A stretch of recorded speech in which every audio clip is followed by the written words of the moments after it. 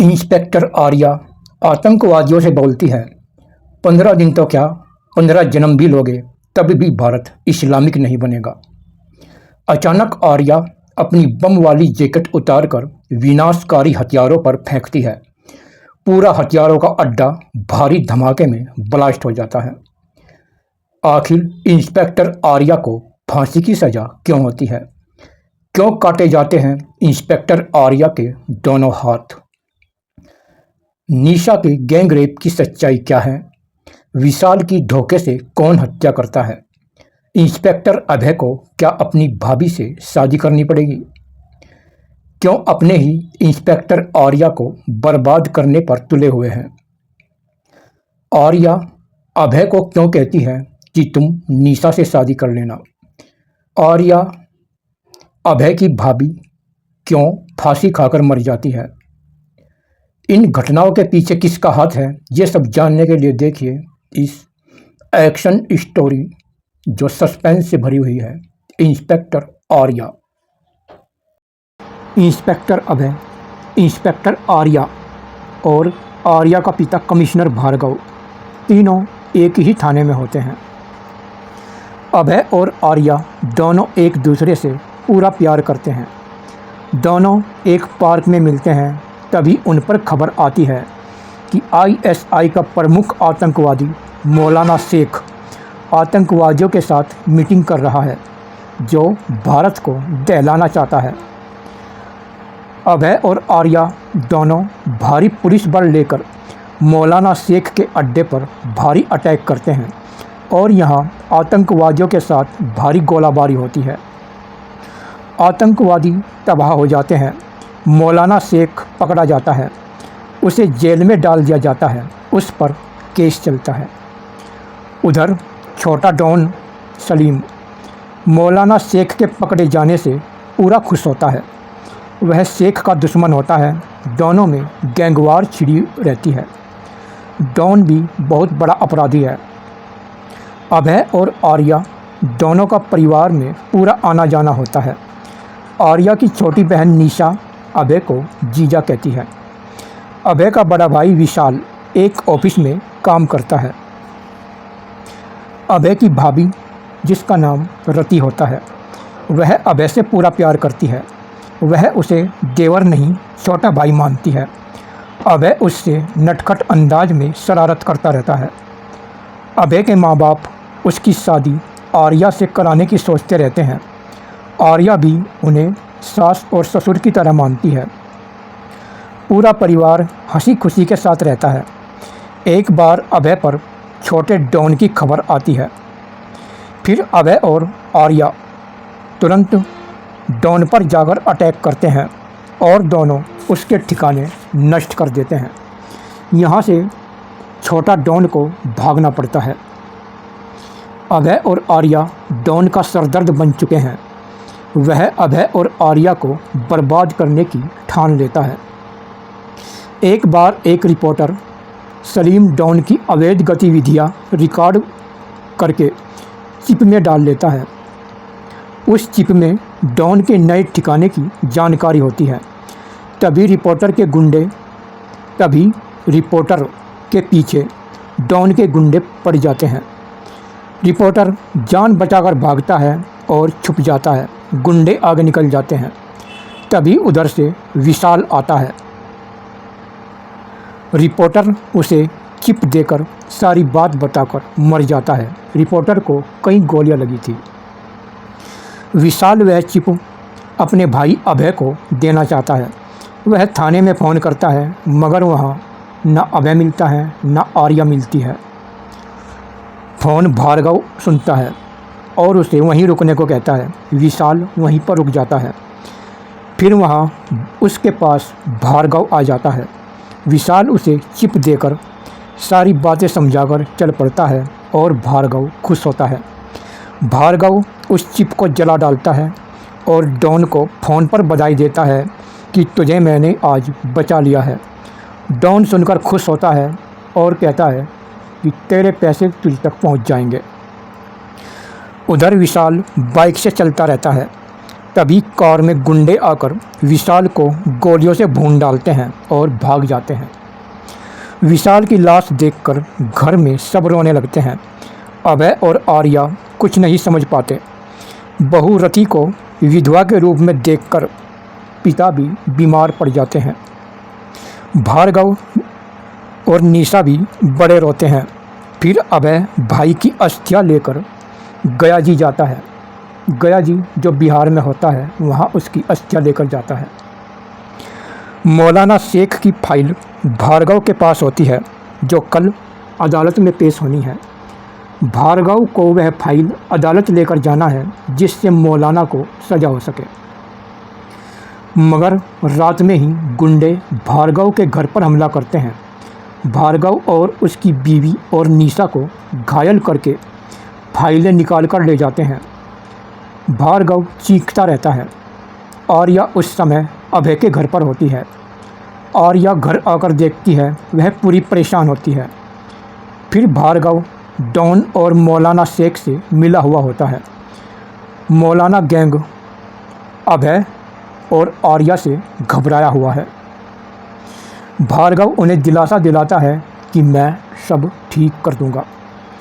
निशा college जाती है, तभी कुछ गुंडे ज़बरदस्ती उसे उठाकर ले जाते हैं। वह चिल्लाती रहती है। आर्या को पता चलता है। वह निशा को ढूंढकर गुंडों के अड्डे में घुसती है। वह देखती है निशा का बुरा हाल है और वह तड़प रही है। आर्या उसे संभालती है। निशा उससे लिपटकर बताती है कि मेरे साथ गैंग रेप हुआ है। यह सुनते ही आर्या की आंखों में खून उतर आता है और वह स्टैंड गन उठाकर सभी गुंडों को भून डालती है। निशा को अस्पताल लाया जाता है, वहाँ इलाज चलता है। तभी आर्या को अरेस्ट कर लिया जाता है। अदालत में आर्या कबूल करती है कि मैंने 10 बलात्कारियों को मारा है, जिसने मेरी बहन के साथ रेप किया था। मगर डॉक्टरी रिपोर्ट आर्या के खिलाफ आती है कि जो 10 लोग मारे हैं, उन्होंने किसी ने भी रेप नहीं किया था। आर्या ने निर्दोष लोगों को मारा है और असली भाग गए हैं। आर्या सुनकर चकरा जाती है। आर्या को फिर कस्टडी में रखा जाता है कि जब तक निशा रेप के मुजरिमों को नहीं पहचान लेती, तब तक आर्या जेल में रहेगी। शाम तक अभय भी आ जाता है। वह अस्पताल आकर निशा को देखता है। भार्गव उसके आगे पूरा रोता है। डॉक्टरी रिपोर्ट में निशा से गैंग रेप हुआ है। अभय कुछ नहीं समझ पाता। वह जेल में आर्या से मिलता है। वह भी पूरी परेशान है। वह सोचते हैं कि ऐसा कैसे हुआ, सभी गुंडे निर्दोष कैसे निकले, आखिर ये किसकी चाल है। फिर अभय आर्या को समझाता है कि जब निशा को होश आएगा, वह मुजरिमों के फ़ोटो को पहचानेगी, तभी तो बाहर आ सकेगी। मगर ये सब कैसे हुआ, कुछ नहीं पता। आर्या पूरी परेशान होती है। रात में अस्पताल में निशा पर गुंडों का हमला होता है। निशा और घायल हो जाती है। पुलिस को आते देखकर गुंडे भाग जाते हैं। भार्गव और अभय पूरे परेशान हो जाते हैं। 2 दिन बाद निशा को होश आता है। अभय मुजरिमों के फ़ोटो लेकर उसके पास आता है, मगर अब निशा को दिखना बंद हो चुका है। गुंडों के हमले के कारण उसकी आंखें चली गई है। अब वह किसी को भी नहीं पहचान सकती। अभय को सुनकर बहुत बड़ा झटका लगता है। निशा कुछ भी साफ नहीं बता पाती। अदालत में गवाहों के अभाव में आर्या को 6 महीने की कैद और फिर फांसी की सज़ा होती है कि इसने निर्दोष लोगों को मारा है। अभय ये सुनकर टूट जाता है। जेल में भार्गव आर्या से मिलता है। भार्गव मगरमच्छ के आंसू बहाता है। उसकी माँ भी पूरी रोती है। फिर अभय जेल में आर्या से मिलकर रोता है। आर्या कहती है, निशा मजबूर है अभय, अब तुम ही उसका सहारा हो, उससे शादी कर लेना और मुझे भूल जाना। फिर अभय रोता हुआ अपने घर आता है। घर वाले उसे दिलासा देते हैं, वह आर्या को नहीं भूल पा रहा। उधर मौलाना शेख का केस फाइल चोरी की वजह से कमज़ोर पड़ जाता है। उधर मुस्लिम लोग मौलाना की रिहाई की मांग करते हैं। उधर खतरनाक आतंकवादियों की मीटिंग होती है। वह सरकार पर दबाव बनाते हैं कि मौलाना को रिहा करो, नहीं तो पूरे भारत को दहला देंगे। उधर अभय के पिता की हालत ख़राब हो जाती है। वह चाहता है कि मेरे मरने से पहले अभय रति से शादी कर ले। मुझ पर विधवा का लिबास देखा नहीं जाता। अभय को ये सुनकर पूरा झटका लगता है और उसकी माँ भी अभय को पूरा समझाती है।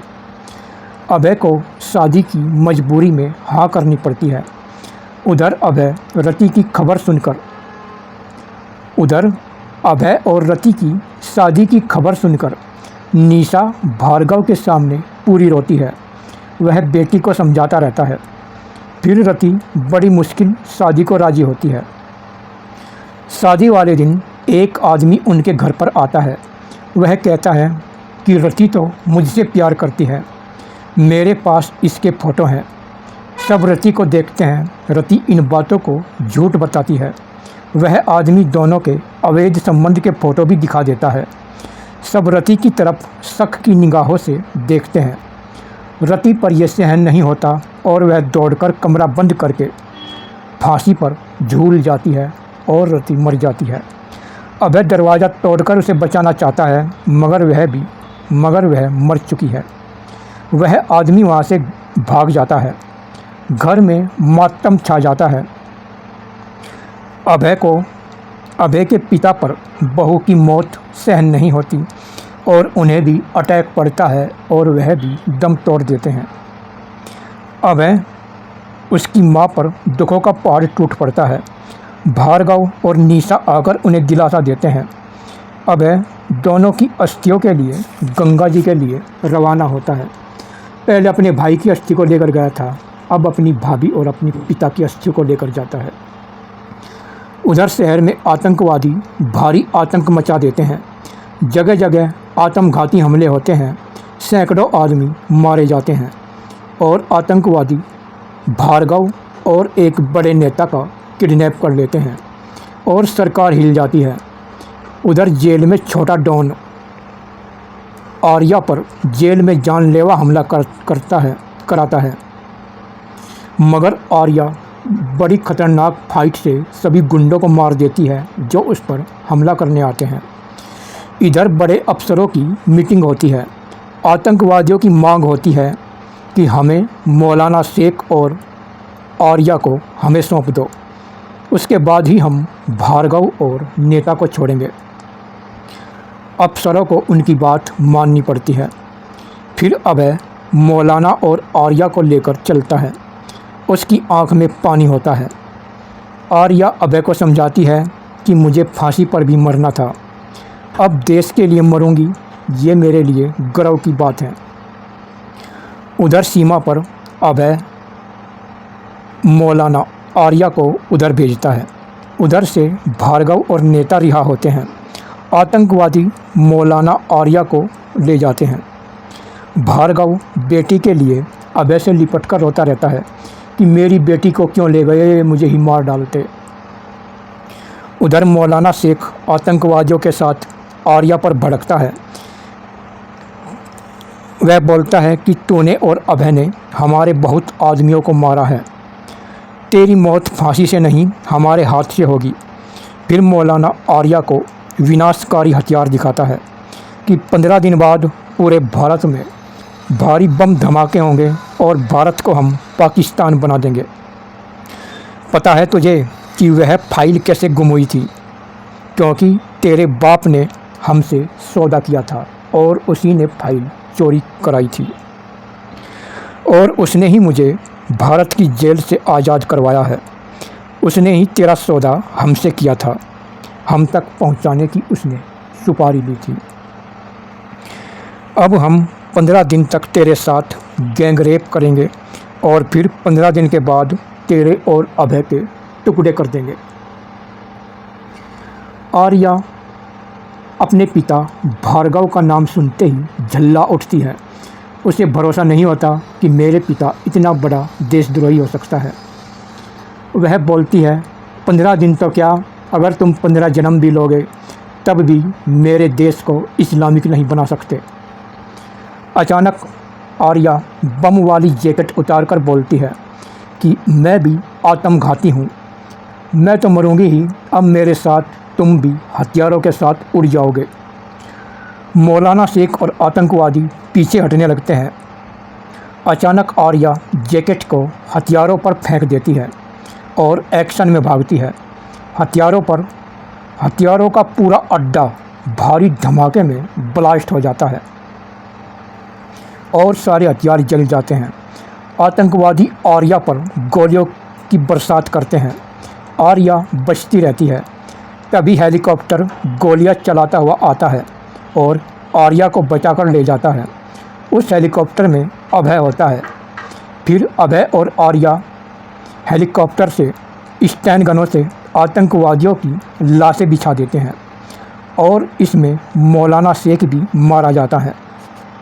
और फिर वह दोनों वापस आते हैं।